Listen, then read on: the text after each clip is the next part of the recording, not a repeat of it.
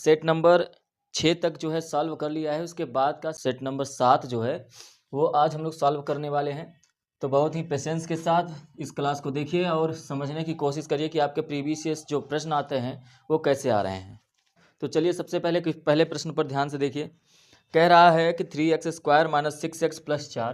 पहला प्रश्न क्या कह रहा है कि 3x square minus 6x plus 4 बराबर 0, इसका विभक्तीकरण निकालिए। यदि पहले 6 क्लास आपने नहीं देखा है तो उसको देखिए। उसके बाद 7वां सेट लगाते समय आपको खुद ही पता चलेगा कि अच्छा ये सब सारे प्रश्न हम तो पहले ही कर चुके हैं और आपको तुरंत जो है क्वेश्चन का आंसर पता चलने लगेगा। अच्छा ठीक है, यहाँ पर देखते हैं 3x square minus 6x plus 4। तो यहाँ पर आप विभक्तीकरण का मतलब होता है डी का मान। डी का मान क्या होता है? B square minus 4ac। अब ये ए बी सी कहाँ से आएगा? तो कहेंगे a x square plus b x plus c होता है। तो यहाँ पर देखिए डी बराबर, अब कह रहा है कि डी का मान ही निकालना है। तो बी का मान क्या हो गया? तो कहेंगे बी का मान -6 हो गया। तो -6 का स्क्वायर कर देंगे। -4 गुणे ए का मान क्या होगा? तो कहेंगे ए का मान 3 है। 3 गुणे सी का मान कहेंगे तो क्या हो जाएगा? 4। तो 4 हो गया। तो 6 का स्क्वायर करेंगे तो 36 हो जाएगा। 4 चौका 16 3 48 हो जाएगा। तो कहेंगे इसका जो मान आएगा -12 आएगा। तो डी का जो मान आता है, डी को ही कहा जाता है विभक्तीकर कहा जाता है। और इसी डी का मान जो आया हुआ ऑप्शन नंबर डी आपका -12 सही हो जाएगा। तो इसका ऑप्शन नंबर डी सही हो जाएगा, आप -12। क्वेश्चन नंबर 2 को देखिए। क्या कह रहा है कि समीकरण 3x प्लस 2y बराबर 6। तो y का मान बता दिया है कि 0 है, तो आप x का मान बताइए और कौन सा वह बिंदु बनेगा। तो क्या हल हो सकता है इसका? तो कुछ नहीं, इस y का मान यहाँ पे रख दीजिए। तो y का मान यहाँ पे रखेंगे तो 3x प्लस 2 गुणे 0 हो जाएगा, क्योंकि y का मान क्या है? 0 है, बराबर 6। तो 3x बराबर 2 का 0 हम गुणा करेंगे 0 हो जाएगा, तो खत्म हो जाएगा, बराबर 6 बचा। तो x बराबर इस तरफ 3x मतलब 3 गुणे x है, यहाँ पे गुणे में है, उस तरफ जाएगा तो 6/3 हो जाएगा। इसी से काट देंगे तो 2 आ जाएगा। तो कोई भी जो बिंदु बनता है वो हल होता है x, y होता है। तो x का मान आपका 2 आ गया, y का मान पहले से ही 0 दिया है। तो ये आंसर जो हो जाएगा ऑप्शन नंबर जो है ए सही हो जाएगा, 2 0। तो दूसरे का कौन सा सही हो जाएगा? Option number A. Question number 3 देखिए। प्रश्न नंबर 3 क्या कह रहा है? ये हम लोग खंड अ पढ़ रहे हैं। खंड अ का बहुविकल्पीय जो प्रश्न है उसको सॉल्व कर रहे हैं। क्वेश्चन नंबर 3 क्या क्या कह रहा है? कह रहा है कि मध्य बिंदु दिया हुआ है a,8 है ना। मध्य बिंदु जो सी दिया हुआ है, देखिए पहले ए क्या दिया हुआ है? ए दिया है -4,2। बी क्या दिया हुआ है? तो बी दिया हुआ है 5,6। और सी जो है ये मध्य बिंदु है। ये क्या है? मध्य बिंदु है। मध्य बिंदु कितना दिया है? a,8। ये ए है, 1,8/4। तो कह रहा है कि आप एक काम करिए, इस ए का मान बताइए। तो पहले से ही आपको ये पता होना चाहिए कि ये जो है x1 y1 हो जाएगा, ये x2 y2 हो जाएगा। और आपको ये पता है कि ये सी का जो मध्य बिंदु है वो x, y है। तो ऐसे कंडीशन में यदि ये मध्य बिंदु है तो m और n का जो रेशियो होगा वो 1:1 का होगा। तो एक ही बिंदु का यदि x बराबर देखा जाए तो x बराबर क्या होता है? कहेंगे कि m(x2) प्लस n(x1) बटे में m+n, एक ही से निकाल सकते हैं। तो x का मान कितना है? कहेंगे 1/a/8 है। m का मान कितना है? 1 है, गुणे x2 का मान कितना है? तो कहेंगे 5 है, प्लस n। x1 का मान कितना है? तो x1 का मान -4 है, लेकिन n का मान कितना है? तो कहेंगे n का मान जो है 1 है, तो यहाँ पे 1 रख देंगे, बटे में m+n, 1 + 1 हो जाएगा। ये देखिए a/8 बराबर 5 में 1 का गुणा करेंगे 5, -4 में 1 का गुणा करेंगे तो -4, बटे में 1 और 1 2 जोड़ देंगे 2 हो जाएगा। अब ये कितना आ जाएगा? 5 में से 4 गया, 1/2 आ गया। इससे ये काट देंगे तो कितना आ जाएगा? 4। तो ए बराबर क्या हो जाएगा? 4 आ जाएगा। तो ए का मान जो है वो 4 आ गया, इसलिए ऑप्शन नंबर बी सही है। तीसरे का ऑप्शन नंबर बी बिल्कुल सही है। ठीक है, उम्मीद करते हैं ये सब समझ में आया होगा। क्वेश्चन नंबर 4 जो है वो आपके सिलेबस से कट गया है। क्वेश्चन नंबर 4 नहीं करना है, फिर भी आप चाहें तो इस सवाल को आराम से लगा सकते हैं, है ना। देखिए यदि आप इस सवाल को लगाना भी चाहें तो कह रहा है कि त्रिभुज ए बी सी, मान लेते हैं एक त्रिभुज है जो ए बी सी है। अब हमको ये नहीं पता है कि कौन कितने डिग्री का है, तो हम अपने से मान लेते हैं कि एक त्रिभुज ए बी सी है। क्वेश्चन नंबर 4 है ये। तो वो एक त्रिभुज ए बी सी है, इसमें कह रहा है ए बी 6√3 है, ए और बी ये जो है 6√3 है। और फिर कह रहा है कि ए सी जो है वो 12 है, ए सी 12 है, और बी सी 6 सेंटीमीटर है। यदि ऐसा है तो आप कोण बी का मान बताइए, मतलब इस कोण का मान बताइए कितना होगा। अब एक बात याद रखिए कि यदि आप ऐसा करें कि ए बी का स्क्वायर करें, ए बी का स्क्वायर प्लस बी सी का स्क्वायर करें, बी सी का स्क्वायर, तो ए बी का मान कितना है 6√3, इसका जो स्क्वायर होगा प्लस बी सी का मान 6 है, 6 का स्क्वायर करें तो यहाँ पर 6 का स्क्वायर 36 हो जाएगा, गुणे में 3 प्लस ये 6 का स्क्वायर 36 हो जाएगा। अब ये 36 दोनों में से कॉमन लेंगे तो ये 4 हो जाएगा, 3 + 1। अब 36 में 4 का गुणा कर देंगे तो 144 आ जाएगा। अच्छा ये ठीक है, A B square plus B C square, यदि हम लोग यहाँ पर ए सी का भी स्क्वायर कर दें, ए सी का स्क्वायर, तो कहेंगे कि ये 12 का स्क्वायर है ना, क्योंकि ए सी का मान 12 है, तो 12 का स्क्वायर 144 होता है। तो आप यहाँ पे देखिए ये कह रहे हैं कि ए बी का स्क्वायर प्लस बी सी का स्क्वायर बराबर होता है ए सी का स्क्वायर। ये उसी कंडीशन में सही होता है जब ये एक समकोण त्रिभुज हो, ये ए, ये बी और ये सी हो, ये 12 हो, ये 6√3 हो और ये 6 हो, तभी ये बी क्या हो जाएगा 90 डिग्री, और यही बी का मान पूछ रहा था क्या हो जाएगा, तो बी का मान क्या हो जाएगा, तो आप कहेंगे बी का जो मान होगा वो आपका 90 डिग्री हो जाएगा। प्रश्न नंबर 5, प्रश्न नंबर 5 को देखिए, प्रश्न को ध्यान से पढ़िए। कह रहा है कि वह बड़ी से बड़ी संख्या जिससे 125 और 70 को विभाजित करने पर शेषफल 8 और 5 प्राप्त हो। इस तरीके का मैंने आपको प्रश्न बताया है कि जब भी ऐसा प्रश्न आए तो सबसे 125 दिया है, 125 में से 8 घटा देंगे, 125 में से 8 घटाएंगे तो आ जाएगा 117। फिर आपका 70 दिया है, 70 में से कितना घटाना है, 5 घटाना है, कितना आ जाएगा, तो कहेंगे 65 आ गया। अब ये जो आता है इनका जो हम लोग म से निकालेंगे वहीं बड़ी से बड़ी संख्या हम लोगों को मिलेगा। तो 17 और 117 और 65, 117 का यदि आप गुणनखंड करेंगे तो 13 9 117 होता है बनेगा, और 65 का होता है 13 × 5, 13 × 5 65 होता है। तो दोनों में एक ही संख्या कॉमन है, वो है 13, इसलिए इसका जो आंसर होगा वो क्या हो जाएगा, वो हो जाएगा 13 हो जाएगा। और ये है ऑप्शन नंबर बी, 5वें का option number B. Question number 6 देखिए, क्वेश्चन नंबर 6 क्या कह रहा है कि यदि समीकरण x² प्लस के एक्स स्क्वायर प्लस के एक्स माइनस 6 बराबर 0, और कह रहा है इसका एक मूल -2 है, मतलब x का जो एक मान दिया है वो -2 दिया है, इस पे रख दीजिए k का मान निकालना है, तो -2 का स्क्वायर प्लस के -2 -6 बराबर 0 दिया है, तो -2 का स्क्वायर करेंगे 4 आ जाएगा, के का -2 में गुणा करेंगे तो -2k आ जाएगा, -6 बराबर 0। इसको सॉल्व कर लीजिए तो 6 में से -6 घटाएंगे तो आपका क्या आ जाएगा, -2 आ जाएगा। तो एक काम करते हैं, इन सबको उस तरफ लेके आते हैं, -2 यहीं रहने देते हैं, -2 के, 6 को उस तरफ लेके आएंगे तो प्लस हो जाएगा, 4 को उस तरफ लेके आएंगे तो -4 हो जाएगा, -2 के बराबर ये 2 हो गया, 2 से 2 कट जाएगा और के बराबर आ गया -1। तो के का जो मान आ गया वो कितना आ गया, कहेंगे कि -1, ऑप्शन नंबर सी। 6वें प्रश्न का ऑप्शन नंबर सी सही हो गया। क्वेश्चन नंबर 7 आपके सिलेबस से कट गया है, तो इसलिए क्वेश्चन नंबर 8 पे सीधे आइए। प्रश्न नंबर 8 क्या कह रहा है, देखिए प्रश्न नंबर 8 कह रहा है कि साइन थीटा बराबर कॉस थीटा। सबसे सरल सवाल है कि साइन थीटा बराबर कॉस थीटा, तो आप अपने से बताइए कि साइन और थीटा और कॉस और थीटा इन दोनों का कौन सा एक ऐसा मान है जो दोनों बराबर होता है। तो आप आंख बंद करके कह सकते हैं कि साइन 45 अंश का मान जो होता है वो 1/√2 होता है, और कॉस 45 अंश का मान होता है जो 1/√2 होता है, इसलिए दोनों के दोनों बराबर हो जाएंगे, तो ये 45 अंश इसका क्या हो जाएगा, आंसर हो जाएगा, और ऑप्शन नंबर बी। इसको लगाने का भी तरीका जानते रहिए। यदि साइन थीटा बराबर कॉस थीटा दिया हुआ है तो इसका मतलब ये है कि कॉस 90 - थीटा बराबर होता है साइन थीटा, तो इसकी जगह पे रख देंगे, और ये कॉस थीटा कंपेरिजन करेंगे तो कॉस थीटा हट जाएगा, 90 - थीटा बराबर थीटा बचेगा, ये माइनस थीटा उस तरफ चला जाएगा, तो 90 बराबर थीटा प्लस थीटा हो जाएगा, और 90 बराबर 2 थीटा हो जाएगा, 2 से काट देंगे तो 45 आ जाएगा, थीटा का मान कितना आ गया, 45 आ गया। तो इस तरीके से आप लगा भी सकते हैं, यदि आपको नहीं आ रहा है लगाने, यदि ऐसे नहीं पता चला तो आप लगा भी सकते हैं, लेकिन कोशिश करिए, क्योंकि इसमें कुछ लगाने वाली बात नहीं है, ऑप्शनल है, तो ऑप्शन में टिक ही करना है। तो बस ये सोच लीजिए कि साइन थीटा और कॉस थीटा कौन सा है, आपके पास 4 ही ऑप्शन तो है, क्या साइन 60 और कॉस 60 अंश का मान बराबर होता है, नहीं होता है। ऑप्शन नंबर बी है, क्या साइन 45 अंश और कॉस 45 अंश का मान बराबर होता है, बिल्कुल यही होता है, तो ऑप्शन नंबर बी सही हो गया, इसके आगे बढ़ने की जरूरत ही नहीं है। ठीक, क्वेश्चन नंबर 9, प्रश्न नंबर 9 क्या कह रहा है कि 144 के अभाज्य गुणनखंडों के घातों का योग। 144 का यदि अभाज्य गुणनखंड करेंगे तो 2 दूनी 4, 2 दूनी 4, 3 12, 3 इस तरीके से आपका बन जाएगा।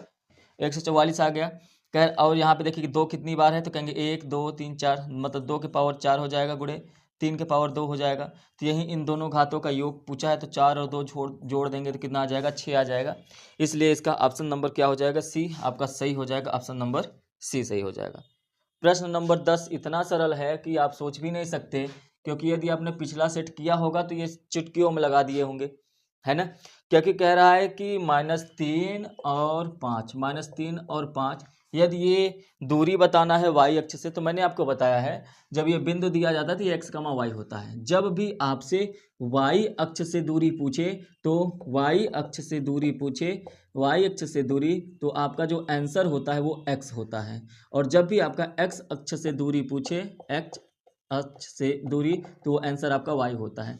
प्रश्न में आपका क्या पूछा है, y अक्ष से दूरी, तो y अक्ष से दूरी मतलब x वाला आंसर हो जाएगा, -3 आंसर हो जाएगा, -3। अगर x अक्ष से पूछा होता तो 5 हो जाता आंसर। तो इस तरीके से आप बताएंगे कि इसका आंसर क्या होगा। प्रश्न नंबर 11 जो है कट गया है, तो सीधे प्रश्न नंबर 12 में आते हैं, इसको इरेज करके सॉल्व करते हैं।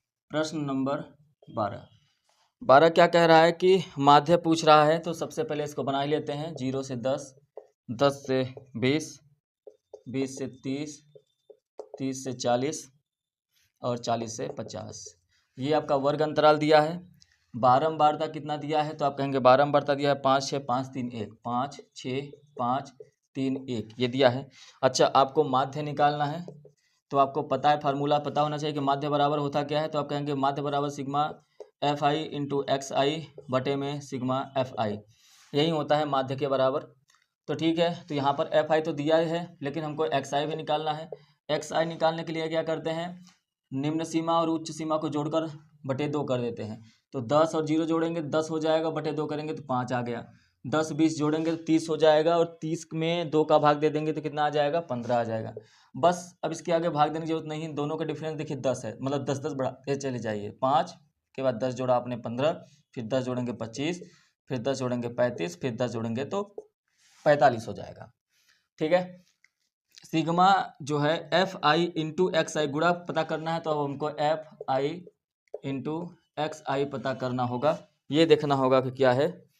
तो 5 में 5 का गुणा करेंगे 25, 15 में 6 का गुणा करेंगे 90 हो जाएगा, 25 में करेंगे तो 125 हो जाएगा, 5 3 15, 3 3 9 10 105 हो जाएगा, और 45 में 1 का गुणा करेंगे तो ये 45 हो जाएगा। ठीक है, तो इसके बाद इसको आप जोड़ डालिए। जब आप जोड़ेंगे तो कितना आएगा, तो कहेंगे कि 390 आ गया। इसको आपने जोड़ा तो 390 आ गया। ठीक है, तो आपको ये पता है कि ये भी जोड़ना पड़ेगा, क्योंकि नीचे सिग्मा एफ आई है, तो सिग्मा एफ आई भी निकालना पड़ेगा। तो ये जोड़ेंगे कितना होगा, 6 5 11, 11 5 16, 16 4 20, तो कहेंगे ये 20 आ गया। अब दोनों का मान रख दिए यहाँ पे। आप सिग्मा एफ आई एक्स आई निकाले हैं, कितना आया है 390, और सिग्मा एफ आई कितना आ गया है 20 आ गया। दोनों का भाग दे दीजिए, 19.5 आ जाएगा, 50, ये आपका आंसर आएगा। और ऑप्शन नंबर कौन सा सही है, कहेंगे ऑप्शन नंबर डी सही है 12 का। तो ये हो गया, ऑप्शन नंबर डी सही हो गया। इसके बाद प्रश्न नंबर 13 में चलते हैं। प्रश्न नंबर 13 कह रहा है कि 3 कॉट थीटा बराबर 4, तो कोसेक थीटा का मान क्या होगा। बहुत ही सरल है। सबसे पहले देखिए, कॉट थीटा बराबर हो जाएगा, 3 को इस तरफ लेके आएंगे तो 4/3 हो जाएगा। और कॉट थीटा बराबर क्या होता है, तो कहेंगे आपकी आधार बटे लंब होता है। मतलब ये कि यदि आप एक त्रिभुज, समकोण त्रिभुज बनाएं, तो आधार ये होता है, लंब ये होता है, और कर्ण ये होता है। तो कहेंगे कि आधार जो दिया है वो 4 दिया है, मतलब ये 4 है। लंब जो दिया है वो 3 है, मतलब ये 3 है। तो 3 और 4 ये हो गया, तो कर्ण आप निकाल ही सकते हैं, तो कहेंगे 5 हो जाएगा। कैसे हो जाएगा, ऐसे हो जाएगा, 3 का स्क्वायर प्लस 4 का स्क्वायर करेंगे, 9 + 16 हो जाएगा, अंडर रूट में कर देंगे, यही आ जाएगा। तो अंडर रूट में 25 बराबर 5 आ जाएगा, क्योंकि आप लगाएंगे कर्ण का स्क्वायर बराबर आधार का स्क्वायर प्लस लंब का स्क्वायर, ये आप निकालेंगे, और यहाँ से आपका 5 आ जाएगा, तो कर्ण 5 आ गया। अब बताइए कोसेक थीटा बराबर क्या होता है, तो आप कहेंगे कि कोसेक थीटा बराबर क्या होता है। कोसेक थीटा बराबर होता है कर्ण बटे में लंब। क्या होता है, कर्ण बटे में लंब। तो कर्ण कितना आया है 5, और लंब कितना दिया है, लंब है 3, तो 5/3 इसका आंसर हो जाएगा। और इस हिसाब से ऑप्शन नंबर 13 का सी जो है वो सही हो जाएगा, बिल्कुल करेक्ट आंसर होगा। तो यदि आप लोग इस चैप्टर को पढ़े होंगे तो तुरंत कर लेंगे, या तो इसके पहले का 6 सेट लगाए होंगे, तब इसको आराम से सॉल्व कर सकते हैं। इस ऐसे प्रश्नों को मैं थोड़ा सा स्पीड में इसलिए बता रहा हूँ, क्योंकि मैं ये मान के चलता हूँ कि आपने पिछले 6 सेट आप लोगों ने लगाए होंगे। यदि पिछले 6 सेट आपने लगाए हैं तो मैं गारंटी के साथ कह सकता हूं कि ये जो आप प्रश्न लगा रहे हैं, आपको ये बिना सोचे समझे ऐसे प्रश्नों का आंसर दे सकते हैं, बिना कॉपी पेन उठाए, है ना। तो इस तरीके से सवाल लगाना है और पहले के 6 सेट आपको पहले सॉल्व करना है। क्लियर है। क्वेश्चन नंबर 14 देखिए क्या कह रहा है। 13 हो गया, क्वेश्चन नंबर 14। देख, दो गोले हैं, उनके जाहिर सी बात है, दो गोले हैं तो उनके आयतन अलग अलग होंगे और आयतन डिपेंड करता है त्रिज्या पे। मान लीजिए एक गोले का आयतन इतना ही बड़ा, त्रिज्या इतना ही बड़ा है तो उसका आयतन कितना बनेगा, इतना बनेगा। लेकिन एक गोले का आयतन त्रिज्या इतना बड़ा है तो उसका आयतन कितना बन जाएगा, इतना बड़ा बन जाएगा। मतलब त्रिज्या बड़ा या छोटा होगा उसी की डिपेंड करता है कि आयतन क्या होगा। तो दो गोले हैं तो एक गोले को हम लोग R1 मान लेते हैं, दूसरे गोले की त्रिज्या को R2 मान लेते हैं। कह रहे हैं कि गोलों का जो अनुपात है, आयतन का अनुपात, तो गोले के आयतन होते हैं 4/3 पाई R1 क्यूब कर लेते हैं क्योंकि पहला गोला है, और ये दूसरा गोला है 4/3 पाई R2 का क्यूब।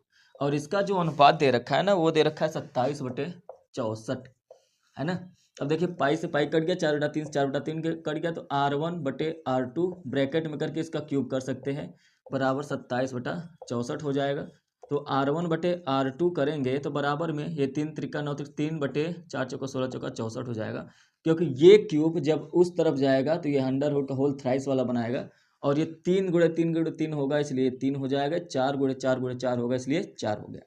तो आप कहेंगे उनके त्रिज्याओं का अनुपात 3:4 है, तो आप ऑप्शन में देखेंगे ना तो 3:4 है, बिल्कुल 3:4 भी दिया है। लेकिन ये नहीं होगा क्योंकि ये त्रिज्याओं का अनुपात है। और आपसे पूछा क्या है, आपसे पूछा है गोलों के पृष्ठ क्षेत्रफल। पृष्ठ क्षेत्रफल का मतलब होता है 4πr²/4πr²। ये 1 हो गया, 2 हो गया, 4 पाई से 4 पाई कट गया। R1 का स्क्वायर मतलब R1 बराबर 3 दिया है तो 3 का स्क्वायर बटे R2 का स्क्वायर भी निकालना पड़ेगा। तो R2 का मान 4 दिया है तो 4 का स्क्वायर बराबर 3 का स्क्वायर 9, 4 का स्क्वायर 16। मतलब आंसर जो आएगा 9:16 इसका करेक्ट आंसर आएगा। और ये 14 नंबर जो है सही हो जाएगा, ऑप्शन नंबर ए, 9:16। ठीक है। प्रश्न नंबर 15 यहीं पर देख लेते हैं। प्रश्न नंबर 15 जो है, आपको याद हो तो बहुलक बराबर एक फार्मूला हमने बताया है। बहुलक बराबर होता है 3 × माध्यिका - 2 × माध्य। यदि आप ऐसा करते हैं तो इसमें बहुलक और माध्य दिया है। बहुलक कितना दिया है, बहुलक दिया है 45, और 3 × माध्यिका हमको नहीं पता है, तो -2 × माध्य कितना दिया है, तो कहेंगे 27 है। ठीक है, तो ये 45 प्लस हो जाएगा 27 दूना 54 होता है, इस 54 को इस तरफ लेके आएंगे तो +54 हो जाएगा, बराबर 3 × m हो जाएगा। और 45 में 54 जोड़ देंगे तो 9 9 99 हो गया, बराबर 3 × m हो गया। 3 से इसको काटेंगे तो 3 से काटेंगे 33 आएगा, मतलब m का मान 33 आ गया। मतलब जो ये माध्यिका है इसका मान कितना आ गया है, 33 आ गया है, इसलिए ऑप्शन नंबर 20 का सही हो जाएगा। प्रश्न नंबर 16 क्या कह रहा है, कह रहा है कि x² - 2x + 1 x² - 2x + 1 बराबर 0 दिया है। तो आप एक काम करिए, इसके दोनों मूल बता दीजिए। तो आपको यदि मूल ज्ञात करना है तो आराम से इसके मूल ज्ञात कर सकते हैं। पहली बात, एक बात याद रखिए, जब भी ऐसे ऑप्शन वाले प्रश्न आए ना तो ऑप्शन के अकॉर्डिंग ही लगा लिया करिए। जैसे यहाँ पर पहला ऑप्शन देखिए, पहला ऑप्शन देखिए दिया है 1,1, मतलब दोनों मूल 1 होंगे, मतलब x का एक बार यदि आप 1 रखेंगे तो ये कितना आना चाहिए, 0। अच्छा, यहाँ पर 1 का स्क्वायर कर देंगे तो 1 हो जाएगा, -2 × 1 हो जाएगा +1। अब देखिए 1 - 2 + 1, 1 1 जोड़ देंगे तो 2 हो जाएगा, 2 में से 2 घटाएंगे 0, मतलब ये वाला सही हो गया। अब जाहिर सी बात है यदि ये सही है तो एक और रख देंगे तो ये भी तो इतना ही आएगा 0, मतलब ऑप्शन नंबर ए ही सही हो जाएगा। इसके अलावा और दिमाग लगाने की जरूरत ही नहीं है इसमें, इसके अलावा और कुछ दिमाग लगाने की जरूरत नहीं है। अच्छा, आप कहेंगे चलिए अच्छा ऑप्शन नंबर बी रख के चेक कर लेते हैं। तो ऑप्शन नंबर बी रखेंगे, ऑप्शन नंबर बी 1, -1 दिया हुआ है, तो 1 रखेंगे तो 0 तो आ जाएगा, लेकिन -1 रखेंगे तो यहाँ पे देखिए -1 का स्क्वायर -2 × -1 हो जाएगा +1, तो 1 का स्क्वायर 1, ये माइनस माइनस +2 + 1। अब देखिए इसको जोड़ेंगे तो कितना आ जाएगा 4, जबकि आना क्या चाहिए 0, इसलिए ये गलत है।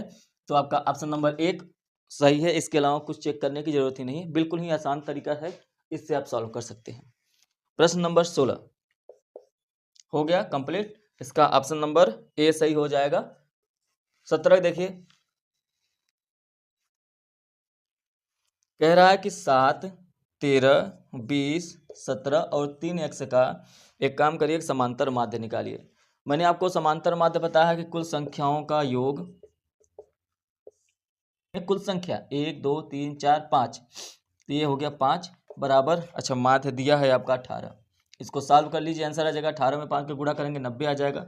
13 7 20 और 20 20 40 10 50 57 प्लस 3x बराबर 18 का 5 में गुणा कर देंगे 90 हो जाएगा। 57 को उस तरफ भेज दीजिए, 3x बराबर 90 माइनस 57, और 3x बराबर क्या हो जाएगा, 90 में से 57 घटाएंगे तो कितना आएगा 57, और 30 जोड़ देंगे तो 60 हो जाएगा, 33 आ जाएगा। 3 से इसको काट दीजिए, x का मान आ गया 11, और यही आपसे पूछा भी है कि x का मान क्या होगा, तो 11 आ गया। यही आपका आंसर हो जाएगा option number C. Question number 18 देखिए क्या कह रहा है। क्वेश्चन नंबर 18 कह रहा है कि 3/x माइनस 2x बराबर 2/में, काम करते हैं इसको उस तरफ भेज देते हैं, इसको इस तरफ लेके आते हैं। तो 3/x माइनस 2x, 2/x बराबर 2x, दोनों का हर समान है तो ये क्या हो जाएगा x, और 3 में से 2 जाएगा 1 हो जाएगा, बराबर 2x हो गया। इस x को उस तरफ भेज देंगे तो 1 बराबर 2x स्क्वायर आ जाएगा। 2 को इस तरफ भेजेंगे तो 1/2 बराबर x स्क्वायर आ गया।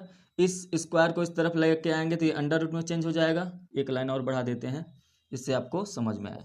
1/2 अंडर रूट में बराबर x, तो x बराबर क्या हो जाएगा, कहेंगे 1/√2 है ना, और ये x स्क्वायर था इसलिए प्लस माइनस हो जाएगा, और ये ऑप्शन नंबर ए सही हो जाएगा बिना कुछ सोचे समझे, ऑप्शन नंबर ए। ठीक है, तो इसमें ऑप्शंस लगाने की जरूरत भी नहीं है, चाहे तो आप ऑप्शन रख के भी तुरंत इसको सॉल्व कर ले सकते हैं। तो क्वेश्चन नंबर 19 और क्वेश्चन नंबर 20 आपके सिलेबस से कटा हुआ है, तो इसको सॉल्व नहीं करेंगे, और सीधे आते हैं खंड ब पर। देखिए प्रश्न नंबर 2 का क क्या कह रहा है, कह रहा है कि अंडर रूट 2 एक परिमेय संख्या नहीं है, प्रूव करना है। तो इससे पहले मैंने आपको बताया भी है, यदि पहले सेट किए होंगे तो ये तो आराम से कर लेंगे, फिर भी चलिए ध्यान से। सबसे पहले आप एक काम करेंगे कि लिखेंगे मानेंगे क्या, मानेंगे कि अंडर रूट 2 एक परिमेय संख्या। आप ये मान लेंगे कि अंडर रूट 2 एक परिमेय संख्या है, तो क्या मान लिए आप कि अंडर रूट 2 एक परिमेय संख्या है। तो जब अंडर रूट 2 एक परिमेय संख्या है तो आपको ये पता है कि अंडर रूट 2 बराबर p/q हो जाएगा, जहाँ पर q कभी भी जीरो नहीं हो सकता है, q ना क्या नहीं हो सकता है, जीरो नहीं हो सकता है। और उसके बाद p और q एक सहअभाज्य संख्या है।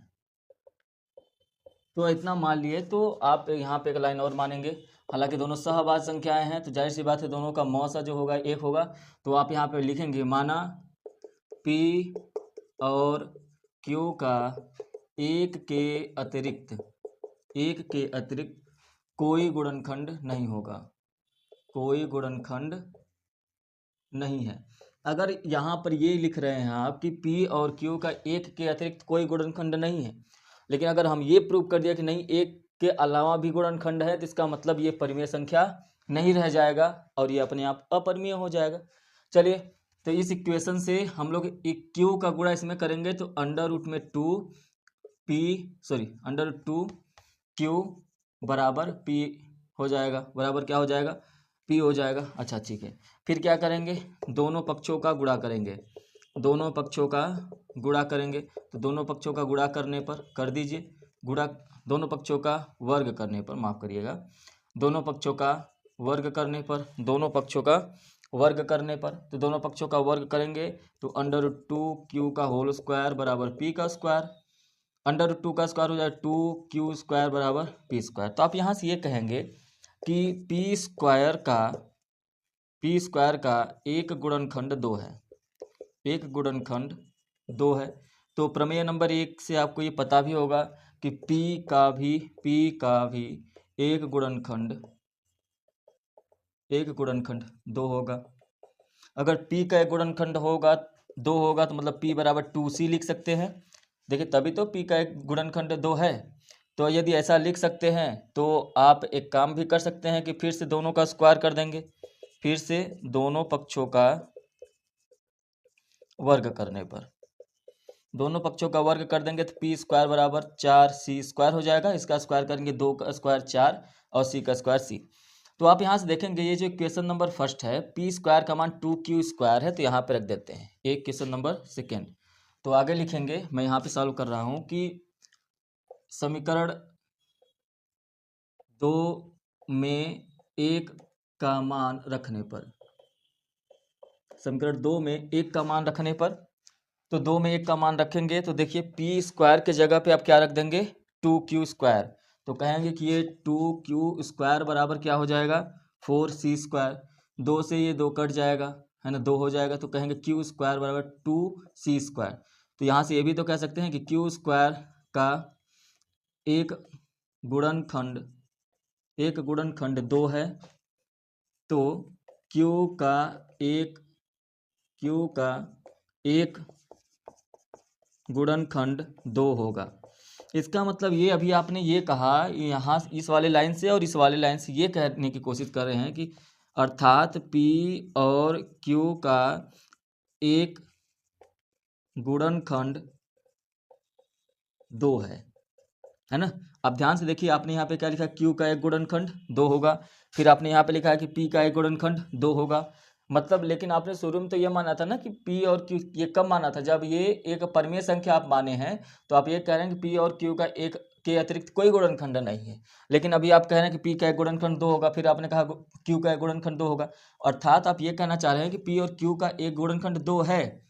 लेकिन फिर आगे आप लिखेंगे कि लेकिन यह इस बात का विरोधाभास करती है, लेकिन यह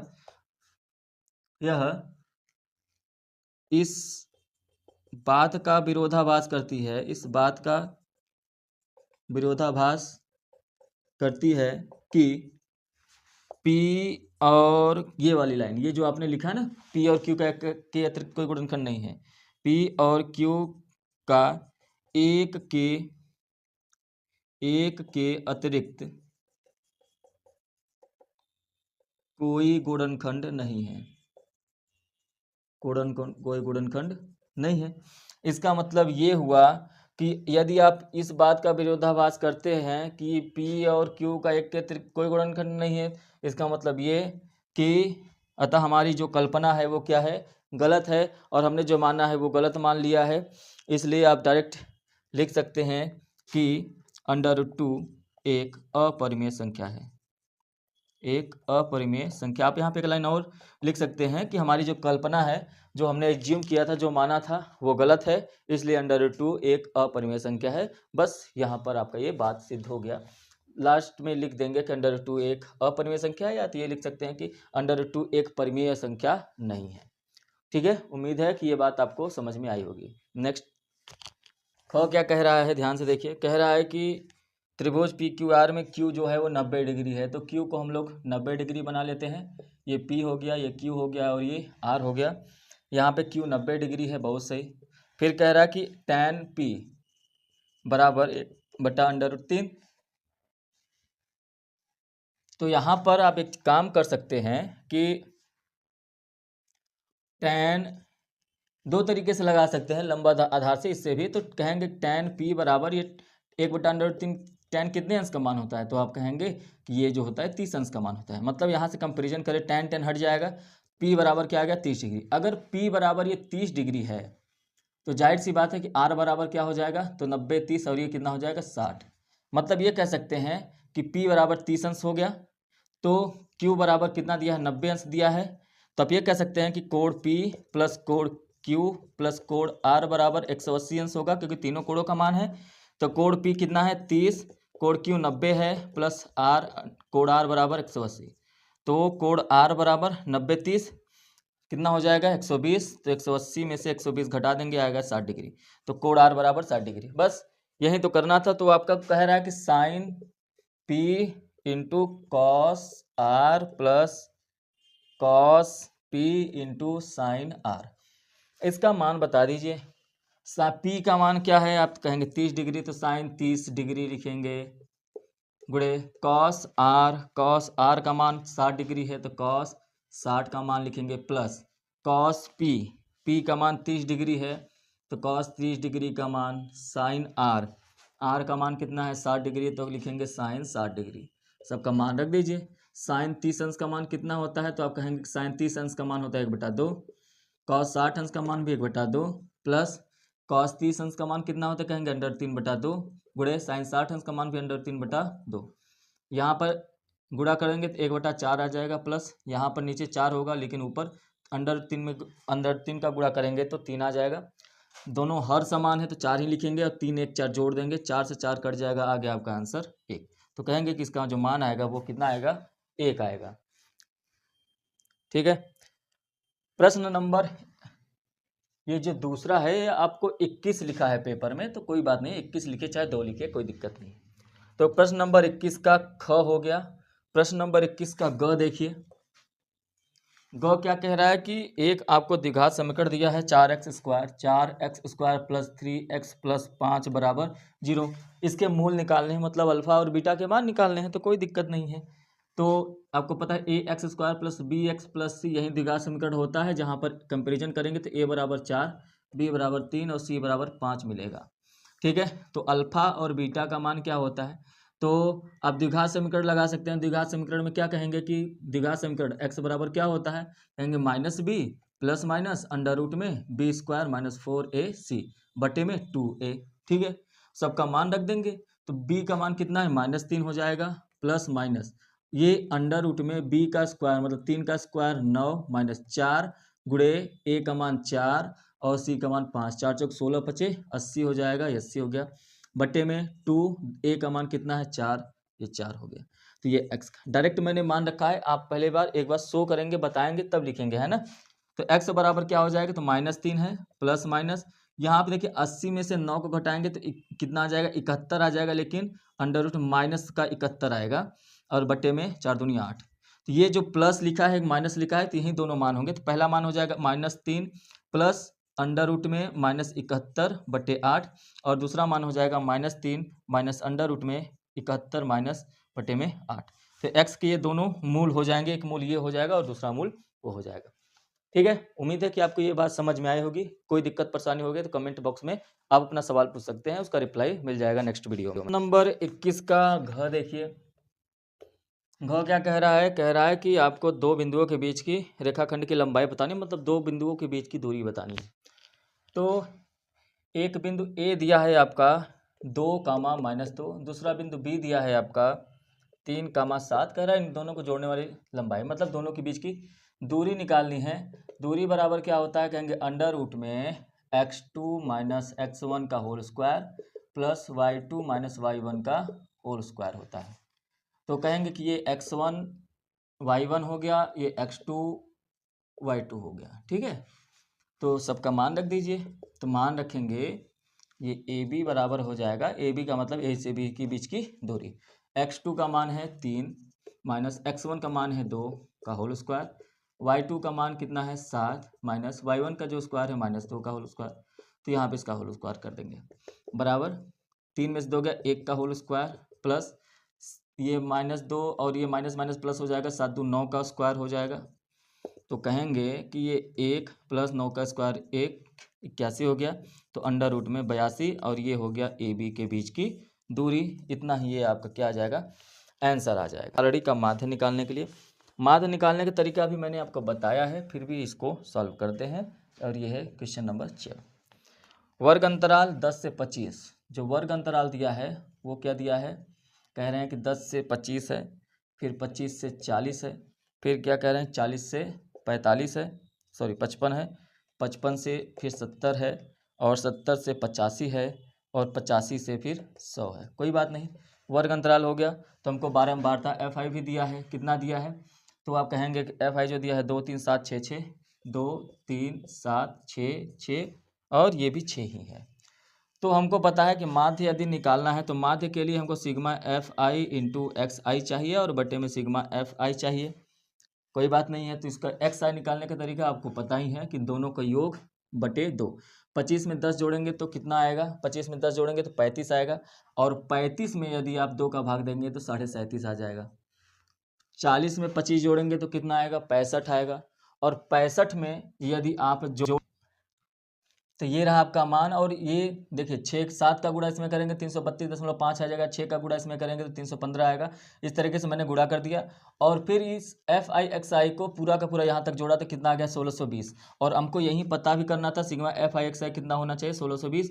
और सिग्मा एफ आई का मान निकालेंगे तो इसको जोड़ेंगे 36 के 18 तो 20 10 30 हो जाएगा ये। मतलब सिग्मा एफ आई एक्स आई का मान आ गया 1620 और डिवाइड कर देंगे सिग्मा एफ आई से कितना आ गया 30 और ये काट देंगे तो कितना आ जाएगा 3 5 15 और 3 5 15 हो गया,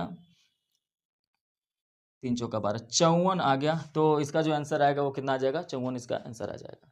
प्रश्न नंबर 22, प्रश्न नंबर कौन सा देखेंगे तो कहेंगे प्रश्न नंबर ये 22 है। तो 22 में कौन सा देखना है भाई, तो 22 में सबसे पहले क। प्रश्न नंबर एक बार पढ़िए, कह रहा है कि क्या समीकरण x प्लस 2y माइनस 4 बराबर 0 तथा 2x प्लस 4y माइनस बराबर 12 बराबर 0 दो रेल की पटरियों को निरूपित करते हैं कि नहीं है। इसको आप ज्यामितीय विधि से व्यक्त कीजिए। मतलब ये जो x प्लस 2y माइनस 4 बराबर 0 एक समीकरण दिया है और 2x प्लस 4y माइनस बराबर एक समीकरण दिया है। ये रेल के पटरियों का मतलब ये दोनों की दोनों रेखाएं इस तरीके से समांतर निरूपित करती हैं कि नहीं करती हैं। इसका मतलब इन दोनों को हमको क्या बनाना पड़ेगा, एक ज्यामिति बनाना पड़ेगा और ग्राफ बनाना पड़ेगा। तो सबसे पहले ध्यान से देखिए इसको हम लोग सॉल्व कैसे करेंगे। तो ग्राफ बनाने की विधि मैंने आपको पूरे क्लास में बताया है। यदि आपको ग्राफ बनाने की विधि नहीं आती है तो मैंने डिस्क्रिप्शन बॉक्स में लिंक दे रखा है, उस क्लास को आप 2 चरों के रैखिक समीकरण चैप्टर में देखिए, 1 घंटे का क्लास है, वहाँ से आपका पूरा क्लियर हो जाएगा। ठीक है, चलिए देखिए। तो जब ऐसे दो प्रकार के हैं तो हमको कुल मिला के दो रेखाओं को समांतर करना है और इन्हीं दोनों रेखाओं को समांतर करना है। तो चलिए देखिए, सबसे पहले हम लोग पहले वाले समीकरण को लेते हैं। तो आप यहाँ से x का मान निकालना चाहते हैं, x बराबर हो जाएगा 4 माइनस 2y, हो जाएगा कि नहीं। 4 को उस तरफ ले गए तो प्लस में हो गया, प्लस 2y को उस तरफ लेके जाएंगे तो माइनस 2y हो गया। तो ये समीकरण नंबर 1 बन गया। उसी तरीके से आप यहाँ पे एक बॉक्स बनाएंगे, फिर उसके बाद है ना क्या बनाएंगे, बॉक्स बनाएंगे। तो यहाँ पे x का मान और y का मान रखेंगे और इस तरीके से आप x का मान निकालेंगे। अब ये दूसरा समीकरण ले लीजिए, कह रहा है कि 2x प्लस 4y माइनस 12 बराबर 0। माइनस 12 को उस तरफ लेके जाएंगे तो क्या हो जाएगा, प्लस 12 हो जाएगा, प्लस 12 हो गया। तो प्लस 4y को उस तरफ लेके जाएंगे तो ये माइनस 4y हो गया, माइनस 4y कर दिए। ठीक है, अब ये देखिए यदि 2x बराबर करें तो दोनों में 2 कामन है कि नहीं, कामन 4 ही कामन है तो 4 कामन ले लीजिए।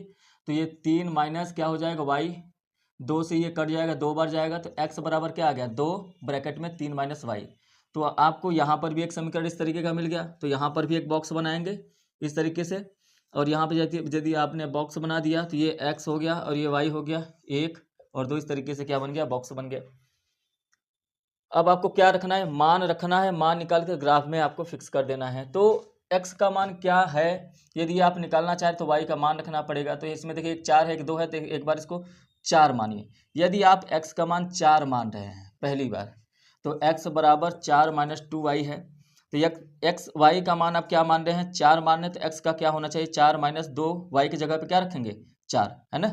y का मान आपने 4 माना है, यदि आप y बराबर 4 माने तो 2 गुणे क्या हो जाएगा 4, तो x बराबर हो जाएगा 4 माइनस 4 दूनी 8, मतलब कितना आ गया -4। तो कहेंगे कि x का मान कितना आ गया -4 आ गया, तो ये -4 हो जाएगा। फिर यदि y का मान हम लोग 2 मान लें, यदि 2 मान लेते हैं तो x बराबर 4 माइनस 2y होता है, y की जगह पे 2 रखेंगे तो x बराबर 4 माइनस 2 गुणे 2, तो x बराबर क्या हो जाएगा 4 माइनस 4 मतलब 0, x का मान 0 आ गया। एक और मानना है तो 0 ही मान लेते हैं कि यदि y का मान 0 मान लें तो x बराबर 4 माइनस 2y हो जाएगा, x बराबर 4 माइनस 2 गुणे 0 हो जाएगा और ये x बराबर 4 माइनस 0 हो जाएगा, तो x बराबर क्या आ गया 4। तो यदि y का मान 0 मान रहे हैं तो ये कितना आ जाएगा 4। इसी तरीके से आप इस समीकरण में भी निकालेंगे। तो y का मान यदि आप 2 3 दिया हुआ तो एक बार 2 मान लीजिए, एक बार 3 मान लीजिए। तो एक बार यदि y का मान 3 माने तो x बराबर 2 3 माइनस यदि y का मान 3 है तो 0 हो जाएगा, तो सीधे x बराबर क्या हो जाएगा, ये बराबर 2 गुणे 0 मतलब 0 हो गया x का मान। तो मतलब ये कब हुआ, जब y का मान आप 3 माने थे और x का मान क्या आ गया 0। यदि y का मान यदि हम 2 मान ले तो x बराबर 2 ब्रैकेट में 3 माइनस 2 हो जाएगा, 3 में से 2 गया 1 हो जाएगा और x का मान क्या आ गया 1। जब y का मान आप 2 मान रहे हैं तो x का मान कितना आ गया 1 आ गया। उसी तरीके से यदि y का मान हम लोग 0 मान लें, यदि y का मान ही 0 मान लें तो क्या हो जाएगा, x बराबर 2 ब्रैकेट में 3 माइनस 0 और x बराबर 2, 3 में 0 गया 0, 2 गुणे 3 हो जाएगा मतलब 6। मतलब यदि y का मान 0 मान रहे हैं तो x का मान क्या हो जाएगा 6। तो आपने ये निकाल लिया ग्राफ। अब यहाँ पर आपको ग्राफ में इसको रख के सेट करना है। तो ग्राफ आप अपने से बना लेंगे। यदि ग्राफ पेपर नहीं मिला है तो ग्राफ आपको अपने से बनाना होगा और बिल्कुल बाकायदे अच्छे तरीके से बनाना पड़ेगा, है ना, अच्छे तरीके से। तो ये होता है मूल बिंदु हो गया, ये x हो गया और ये y हो गया। देखिए मैक्सिमम आपको 4 तक और इधर 6 तक जाना है, तो आप लाइन 6 बनाइए, 1 2 3 4 5 6 7, और इधर भी 1 2 3 4 5 6 7, जितना बनाना है बना लीजिए, लेकिन 6 से ज़्यादा। और कोशिश करिए जब आप हाथ से बना रहे हों तो इस लाइन को क्या करें, लगभग बराबर रखने की कोशिश करें, बड़ी हाँ स्केल से माप के बनाइए। तो चलिए सबसे पहले हम लोग पहले वाले इसको रखते हैं। तो पहला देखिए x का जो बिंदु है ये x हो गया, ये y हो गया, इतना तो पता ही है। 1 2 3 4 5 6 7, -1 -2 -3 -4 -5 -6 -7 -1 -2 -3 -4, इस तरीके से हम लोग इसको फिट कर लेंगे। 1 2 3 4 5 6। अब ये आपका ग्राफ हो गया है ना। देखिए कह रहा है कि 4 - 4 मतलब x, पहले एक बिंदु क्या है, मैं इस रेखा की पहले बात कर रहा हूँ, ये रेखा मैं बना रहा हूँ उस ग्राफ में, -4 और 4। देखिए -4 x का होना चाहिए और 4 जो है y का होना चाहिए। इसको मिलाइए, तो मिलाएंगे तो ये लाइन कहाँ, बिंदु कहाँ पर मिलेगा, तो कहेंगे ये -4 और 4 का मिल गया। ठीक है, ठीक। तो दूसरा क्या है, 0 और 2, 0 x के लिए यहाँ पे होगा और y का 2 यहाँ पर होगा, मतलब ये 0, 2 यहाँ पर बनेगा, ये वाली बिंदु। फिर उसके बाद क्या है, 4, 0, x का 4 और y का 0 यही होगा, मतलब ये का क्या बन गया, 4, 0 बन गया। तो आप देख रहे हैं एक, अब इसको हम लोग इरेज कर देते हैं, है ना। आप देख रहे हैं कि ये वाली लाइन किस तरीके से बनी है, बिल्कुल सीधे बनी है ऐसे। ये लाइन कैसे बनी है, इस तरीके से बनी है। तो इसका मतलब ये सीधे जो लाइन बनी है ये किसके लिए बना है, x बराबर, ये बना है x + 2y - 4 = 0। तो यहाँ पर आप लिख देंगे कि ये जो लाइन है ये बन गया आपका x + 2y -4 = 0। ये क्या हो जाएगा, -4 = 0। एक लाइन बन के तैयार होगी। दूसरे वाले को भी बना लेते हैं, 0 और 3, x का 0 यहाँ पे है और y का जो 3 है वो यहाँ पर है, मतलब एक बिंदु कहाँ पर मिल जाएगा, यहाँ पर मिलेगा, एक बिंदु यहाँ पर मिल गया। 0, x का 0 हो गया, y का 3 हो गया। दूसरा बिंदु क्या है, 1 और 2 है, 1 यहाँ पर हो गया और 2 कहाँ पर हो गया, y का, तो कहेंगे कि ये वाला जो बिंदु है यहाँ पर मिलेगा, ये इस तरीके से यहाँ पर मिल जाएगा। ठीक है, 0, 2 पहले से बना था, तो यहाँ पर एक बिंदु हमको मिल के आया है और ये क्या मिला है, तो कहेंगे 1, 2 मिला, क्या बना है, 1, 2, 1, 2 मिला है। ठीक, और यहाँ पर जो बिंदु मिला है 0, 3 मिला है, और फिर एक बिंदु मिला है 6, 0, तो 6 यहाँ पर है और 0 यहाँ पर, मतलब एक बिंदु यहाँ पर मिलेगा। अब आप देखिए इसको मिलाइए, तो जब आप मिलाएंगे तो कहेंगे वाह, ये देखिए लाइन बनकर तैयार हो गई। तो ये भी लाइन क्या है, बिल्कुल सीधे सीधे जा रही है।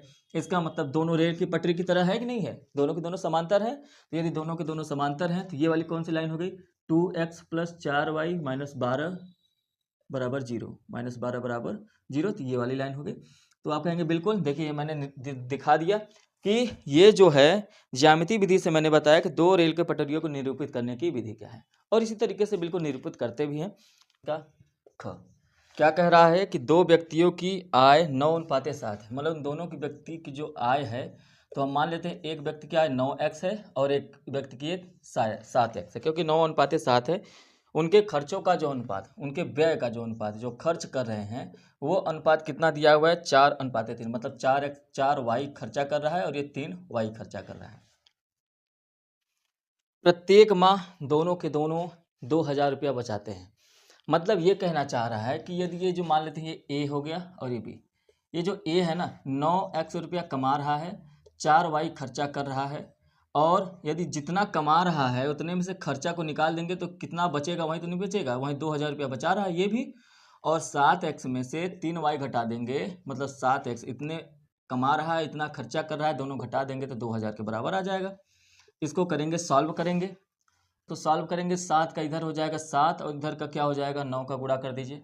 हालांकि आपको एक बात याद रखें, x का ही मान पूछा है तो आप क्या करिए 3 और 4 से गुणा करिए, जब आपको आय पूछा है मतलब x का मान निकालना है, और जब x का मान निकालना है तो हम लोग x को यहाँ से नहीं डिवाइड करेंगे, y को हटाएंगे, तो ये हो जाएगा इधर 3 और ये इधर हो जाएगा 4। तो गुणा कर देते हैं, तो ये 9 का 3 में गुणा करेंगे 27x माइनस 12y बराबर 2 3 6000 हो जाएगा। ये 4 का गुणा करेंगे तो 7 चौक 28x, ये माइनस 12y बराबर 8000 हो गया। सबका चिन्ह बदल देंगे, घटाने पर ये माइनस हो गया प्लस ये माइनस हो गया, तो ये दोनों कट जाएंगे और 27 में से 28 घटाएंगे तो माइनस x आएगा, और इधर कितना आ जाएगा माइनस 2000 आ जाएगा। 8 में से 6000 घटाएंगे तो माइनस 2000 आ जाएगा। माइनस से माइनस कट गया तो x का मान आ गया 2000। जब x का मान 2000 आ गया तो दोनों की आय निकालनी है 9x और 7x। 9 गुणे 9x का मतलब 9 गुणे x का मतलब 9 गुणे 2000 मतलब 18000। एक का जो आय है वो 18000 है, और 7 गुणे x मतलब दूसरे का जो आय है वो कितना है, तो वो कहेंगे कि 14000 उसकी आय है। तो इस तरीके से सवाल आप लगाएंगे।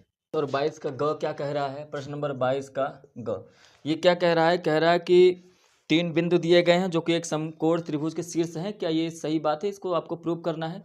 तो कैसे प्रूव करेंगे, तो सबसे पहले ध्यान से देखिए, किसी भी त्रिभुज में दो भुजाओं का जो योग होता है ना वो तीसरे से हमेशा बड़ा होता है। पहली बात तो ये होना चाहिए। चलिए, तो समकोण हमको प्रूव करना है, तो एक बिंदु यहाँ पर होगा, दूसरा यहाँ पर होगा, तीसरा यहाँ, 3 बिंदु हो गए। इन्हीं तीनों बिंदु से हमको एक समकोण त्रिभुज बनाना है, तो इस तरह की बनेगा। अच्छा, ये बात ठीक है। तो हम लोग सबसे पहले यहाँ पर मान लेते हैं ए बिंदु। ए बिंदु कितना दिया है, तो कहेंगे कि ए बिंदु है 3,2। ए बिंदु कितना है, तो कहेंगे 3,2। तो उसके बाद बी बिंदु कितना हो जाएगा, तो बी कितना हो जाएगा -2। यहाँ पे 20 को मान लेते हैं -2 और -3 हो जाएगा। और ये सी बिंदु हो गया, सी बिंदु कितना हो जाएगा, तो कहेंगे 2,3 हो गया। तो सी कितना हो गया, 2,3 हो गया। ठीक है, अब आप ये समझिए कि यदि ये समकोण त्रिभुज होगा तो ये 100% श्योर है कि ए सी का स्क्वायर प्लस ए सी का स्क्वायर प्लस ए बी का स्क्वायर बराबर होना चाहिए बी सी के स्क्वायर के, बी सी के स्क्वायर के। समझ में आएगी नहीं बात। आप ये कह सकते हैं कि कर्ण का स्क्वायर बराबर होता है आधार का स्क्वायर प्लस लंब का स्क्वायर। यदि ये ऐसा है, मतलब ए से सी के बीच की दूरी निकालने, ए से बी के बीच की दूरी निकालने, तो ये बी से सी के बीच की दूरी भी निकाल लेंगे तो आपको आधार, लंब और कर्ण पता चल जाएगा। और जब ऐसा हो जाएगा तो आपका काम क्या हो जाएगा, आसान हो जाएगा। तब चलिए देखिए, यदि हम लोग ए से सी के बीच की दूरी यदि निकालना चाहें तो आप कहेंगे कि अंडर रूट में x2 माइनस x1 का whole square plus y2 minus y1 का होल स्क्वायर, ऐसा होता है। और यदि ऐसा होता है तो हम ए और सी के बीच की दूरी निकाल रहे हैं, तो ये x1 और ये y1, ये x2 और ये y2 हो जाएगा। तो ऐसे में आप इनके बीच की दूरी कैसे निकालेंगे, तो मान रख देंगे 2 यहाँ पे है और x2 माइनस x1, 2 में से 3 घटाएंगे, 2 में से 3 घटाएंगे तो -1। ठीक है, 2 में से 3 घटाएंगे तो -1 का square plus y2 minus y1, 3 में से 2 घटाएंगे तो 1 का स्क्वायर। तो आप कहेंगे कि ये कितना आ गया, तो आप कहेंगे कि ये जो है 1 प्लस 1 मतलब अंडर रूट 2 आ गया। ठीक है, इसी तरह से ए और बी का भी मान निकालेंगे, तो ए और बी का मान निकालेंगे तो x2 माइनस x1, यहाँ पे x1 y1 ये हो गया, तो x2 y2 ये हो जाएगा, क्योंकि अब इन दोनों बिंदुओं के बीच की दूरी को निकाल रहे हैं।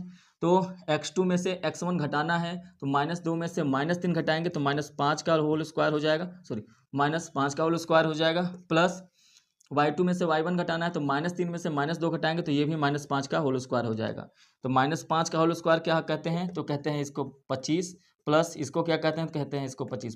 25 जोड़ेंगे तो अंडर रूट में कितना आ गया, 50 आ गया। आपने ए बी निकाल लिया, अब बचा क्या, बी और सी निकाल लीजिए आप। बी और सी यदि निकालें तो बी और सी के बीच की दूरी कितनी हो जाएगी, x2 माइनस x1, इसको अब क्या कर लेंगे, x1 मान लेंगे, इसको भी x1 मान लेंगे। तो कहेंगे कि x2 माइनस x1 -2 कितना हो गया, -4 का होल स्क्वायर, प्लस -3 मतलब माइनस माइनस 3 6 का होल स्क्वायर। ठीक है, तो ये भी माइनस में ही आएगा। तो आप कहेंगे कि ये 4 का स्क्वायर कितना हो जाएगा, 16, 6 का स्क्वायर 36 हो जाएगा। अच्छी बात है यदि इतना है। तो 16 में यदि आप 36 जोड़ दिए, 6 6 12 2 हाथ लगाए, 3 1 4 1 5 52, मतलब ये कितना आ गया, अंडर रूट में 52 आ गया। अच्छी बात है। तो इन तीनों को मान के यहाँ पे रख देते हैं। तो ए सी का मान कितना है, तो कहेंगे ए सी का मान अंडर रूट 2 का whole square, plus A B का मान कितना निकाले हैं, ए बी का मान अंडर रूट में 50 का होल स्क्वायर, बराबर बी सी का मान निकाले हैं अंडर रूट 52 का होल स्क्वायर, तो अंडर रूट 52 का होल स्क्वायर। तो कहेंगे ये अंडर रूट 2 का होल स्क्वायर 2 प्लस 50 का होल स्क्वायर 50 बराबर 52 का होल स्क्वायर 52। तो यहाँ पे दोनों जोड़ देंगे तो ये 52 हो जाएगा, 52 बराबर 52 हो गया। अतः आप ये कहेंगे कि बिंदु ए बी सी तीनों समकोण त्रिभुज बनाते हैं। क्या बनाते हैं? तीनों जो बिंदु हैं वो समकोण त्रिभुज के शीर्ष हैं। मतलब आपका आंसर क्या हो जाएगा? आंसर हो जाएगा हाँ, मतलब है। प्रश्न नंबर 22 का क्या है? घ है। तो कह रहा है कि चित्र में एक चित्र बनाया गया है। चित्र देखिए इस तरीके से बनाया गया है। तो इस चित्र में क्या कह रहा है कि ये बिंदु जो है O है, ये A है, ये D है और ये C है और ये आपका B है। इस तरीके से बनाया गया है। तो इसमें कह रहा है कि O A गुणे O B बराबर O C गुणे O D है। ठीक है, ये आपको दिया है। ये क्या क्या है? ये दिया है। तो जो दिया है उसको लिख लेते हैं। यदि दिया है फिर सिद्ध क्या करना है? तो आप कहेंगे कि सिद्ध करना है। सिद्ध करना है। सिद्ध क्या करना है भाई? तो कहेंगे कि एंगल ए बराबर एंगल सी और एंगल बी बराबर एंगल डी। मतलब ए जो है वो सी के बराबर है और बी जो है वो डी के बराबर है। यही दोनों आपको प्रूव करना है। तो कोई दिक्कत नहीं है, इसको हम लोग प्रूव कर सकते हैं। देखिए इसको क्वेश्चन नंबर फर्स्ट मान लीजिए और यहाँ पे लिखिए उपपत्ति लिख सकते हैं। उपपत्ति उपपत्ति लिखेंगे समीकरण 1 से। तो यदि आप समीकरण 1 से देखें तो आप ये कह सकते हैं आराम से कि ओ ए ये दिया हुआ है और यहाँ पर ये जो एंगल ये है, ये दोनों सम्मुख कोण हैं और दोनों कोण आपस में बराबर होंगे। यदि दोनों कोण बराबर होंगे तो हो सकता है इनकी भुजाओं का अनुपात बराबर हो, ए ओ और ओ सी का। तो यहाँ पे देखिए ओ ए बटे में ओ सी कर सकते हैं कि नहीं, क्योंकि ये ओ ए गुणे ओ बी बराबर ओ सी गुणे ओ डी है। तो यहाँ पे ओ ए रहने देते हैं, ओ सी को इस तरफ लेके आएंगे तो ये ओ सी हो जाएगा बराबर, इधर ओ डी को रहने देते हैं और ये क्या हो जाएगा? ओ बी हो जाएगा। ठीक है, तो आप ये देख रहे हैं यहाँ से कि ओ ए बटे में ओ सी और ओ डी बटे में ओ बी, मतलब ये दोनों भुजाओं का जो अनुपात है क्या हो गया? बराबर हो गया। आपको ये पता है कि जब इन दोनों भुजाओं का अनुपात बराबर हो गया तो आप ये तो कह ही सकते हैं कि ए डी समांतर हो जाएगा बी सी के। ए डी पैरेलल हो गया किसके? बी सी के। अब यहाँ पे लिख देंगे थेल्स प्रमेय से, थेल्स प्रमेय से, है ना, या तो ये बीपीटी से लिख सकते हैं। तो ए डी समांतर हो गया किसके? बी सी के। अब देखिए ए डी समांतर हो गया बी सी के, तो आप ये जाहिर सी बात है आप ये कह सकते हैं कि एंगल ए, अब आपको ये पता हो जाएगा कि त्रिभुज ए ओ डी समरूप हो जाएगा त्रिभुज सी ओ बी के, है ना। त्रिभुज ए ओ डी समरूप हो गया त्रिभुज सी ओ बी के। और यदि ऐसा हो गया तो आपको पता है कि एंगल ए बराबर हो जाएगा एंगल सी के, एंगल ओ बराबर है एंगल ओ के कोण, और कोण जो डी है वो बराबर हो जाएगा कोण बी के। तो आप यहाँ कहेंगे एंगल एंगल एंगल से समरूपता से, समरूपता से, है ना। तो आप ये कहेंगे कि ये क्या हो जाएगा? प्रूफ हो जाएगा। आपको यही प्रूफ भी करना था, है ना। एंगल ए बराबर एंगल सी, एंगल डी बराबर एंगल बी। क्लियर है? बहुत ही आसान सवाल है। इसको यदि आप एक बार पढ़ लेंगे तो इससे सवाल कर लेंगे। ठीक है, अब प्रश्न नंबर अंग को देखते हैं। का अंग, प्रश्न 22 का अंग देखिए क्या कह रहा है। कह रहा है कि भूमि के एक बिंदु P से, पहले तो भूमि बनाइए और एक बिंदु P बना लीजिए। यहाँ पर बिंदु P है। भूमि की एक बिंदु P से एक 10 मीटर ऊंचे भवन, यहाँ पर 10 मीटर ऊंचा भवन बनाइए कि इसकी जो ऊंचाई है वो 10 मीटर है। ऊंचे भवन का जो उन्नयन कोण है वो 30 है, मतलब यहाँ से यहाँ तक का जो उन्नयन कोण है वो 30 डिग्री है। फिर कह रहा है कि भवन के शिखर पर एक ध्वज लगा है, भवन के शिखर पर एक ध्वज लगा दीजिए आप। और कह रहा है कि अब उस बिंदु P से उसी ध्वज के शीर्ष का जो कोण है वो कितना हो गया? तो आप कहेंगे कि ये 45 डिग्री हो गया। अच्छी बात है। तो कह रहा है कि तो आप एक काम करिए, ध्वज खंड की लंबाई बताइए और उसके बाद बिंदु P से भवन की दूरी। तो P से इसको Q मान लेते हैं। यहाँ की जो दूरी है ये कितनी हो जाएगी? D, और ये PQ हो गया तो इसको R मान लीजिए और इसको S मान लीजिए, है ना। तो इस तरीके से बनेगा। तो चलिए, तो सबसे पहले त्रिभुज, एक काम करते हैं PSQ में ले लेते हैं।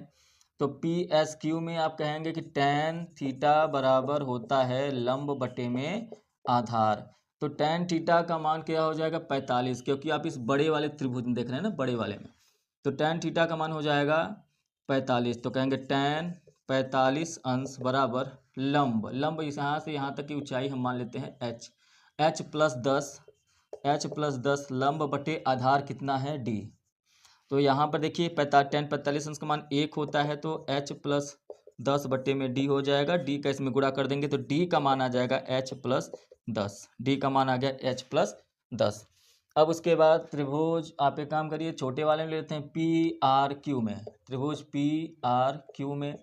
तो इसमें कहेंगे कि यहाँ पर भी tan थीटा बराबर यही होता है, लंब बटे आधार होता है। तो tan थीटा का मान 30 डिग्री है, tan 30 डिग्री बराबर लंब कितना हो जाएगा, तो यहीं से यहाँ तक है तो कहेंगे 10, आधार कितना हो जाएगा, तो आधार तो वही है जो आपने यहाँ पे लिखा है, तो कहेंगे d।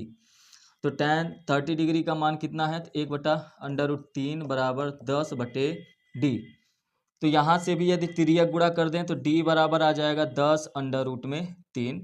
तो अब यहाँ पर देखिए समीकरण 1 समीकरण 2 दोनों की तुलना करें तो d का मान यहाँ पर रख सकते हैं। समीकरण 2 में 1 का मान रखने पर, समीकरण 2 में 1 का मान रखने पर तो आप कहेंगे कि h प्लस 10 बराबर 10√3, 10 को उस तरफ लेके जाइए तो h का मान आ गया 10√3 माइनस 10, h बराबर 10√3 माइनस 1। तो कहेंगे कि जो h का वैल्यू आया है, ये h जो है ये है शिखर से ध्वज की जो लंबाई है वो आई है। तो ध्वज की लंबाई आपसे पूछा है सवाल में, बिल्कुल पूछा है ध्वज खंड की लंबाई, तो ध्वज खंड की लंबाई ये हो गई। फिर आपसे पूछा है, क्या पूछा है, P से भवन की दूरी, D का भी मान पूछा है। तो D का यदि मान पूछा है तो आप कहेंगे D का जो मान होगा वो 10√3 होगा। तो दोनों का मान आपके निकल के आ गए। हालांकि यदि आपको √3 का मान पता है तो √3 का मान रखकर भी ये आप निकाल सकते हैं। ठीक है, ठीक है। तो ये दोनों आपके क्या हो गए, आंसर हो गए। अब इसके बाद प्रश्न नंबर 6 में चलते हैं, उसको देखिए ध्यान से। कह रहा है कि इसका माध्यक भी दे रखा है, माध्यक बराबर क्या दे रखा है, तो कहेंगे कि माध्यक बराबर 525 दे रखा है। इसके अलावा आपको बारंबारता का योगफल, बारंबारता का योगफल सिग्मा fi को ही बारंबारता का योगफल कहते हैं और इसी को n कहते हैं, और इसी का मान दे रखा है 100, है ना। इसी का मान क्या दे रखा है 100, मतलब इन सबको जोड़ने पर जो आया है उसका मान क्या आया है, 100 आया है। तो ठीक है, अच्छी बात है। तो यदि हम लोग इन सबको जोड़ दें तो आप 2 + 5 + x + 12 + 17 + 20 + y + 9 + 7 + 4, इन सबको जोड़ने पर क्या आया है 100। तो 5 12 17 9 20 4 जोड़ेंगे तो 76 आ जाएगा, प्लस x यहाँ पर है और y यहाँ पर, प्लस x + y बराबर 100।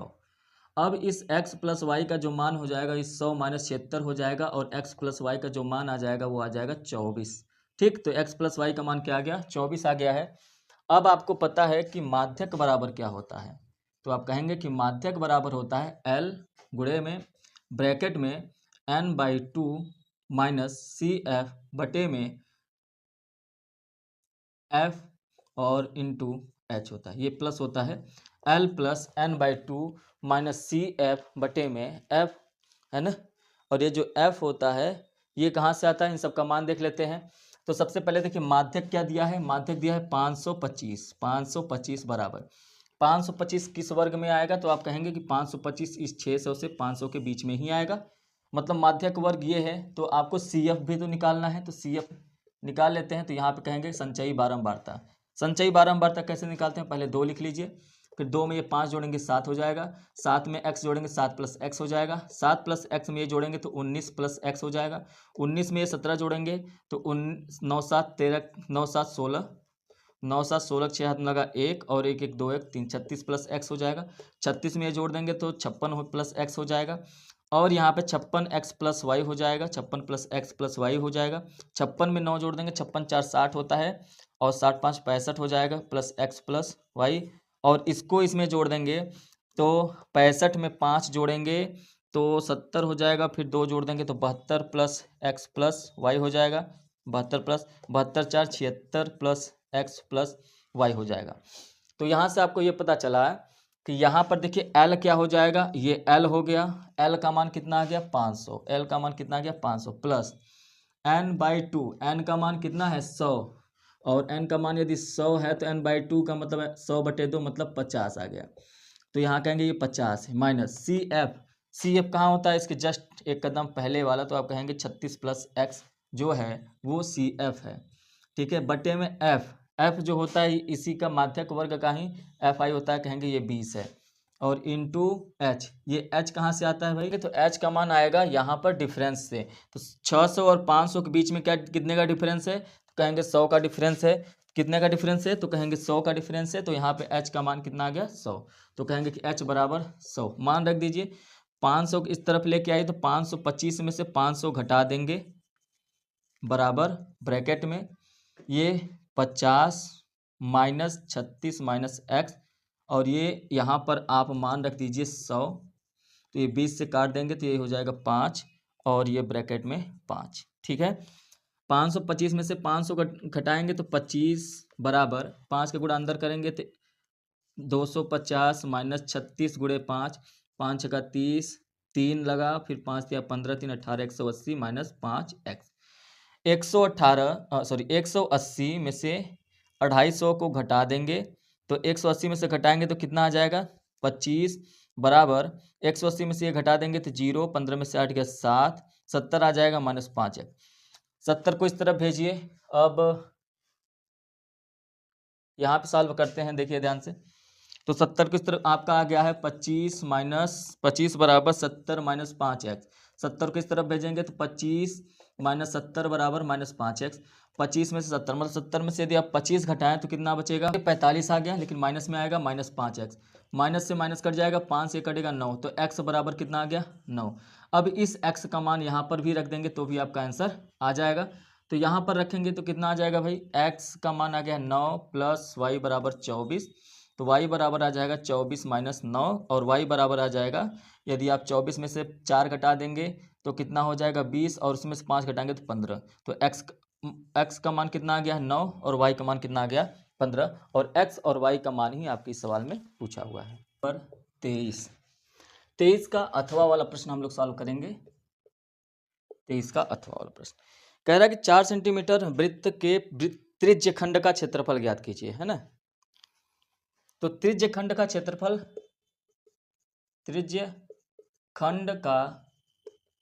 क्षेत्रफल बराबर क्या होता है भाई, तो आप कहेंगे थीटा बटे 360 गुणे पाई आर स्क्वायर, यही होता है। अच्छी बात है। तो आर का मान कितना दिया है, कहेंगे कि आर का मान 4 सेंटीमीटर दिया हुआ है, त्रिज्य खंड का क्षेत्रफल निकालना है, और थीटा बराबर कितना दिया है 30 डिग्री, निकाल लीजिए मान रख के। तो कहेंगे थीटा का मतलब 360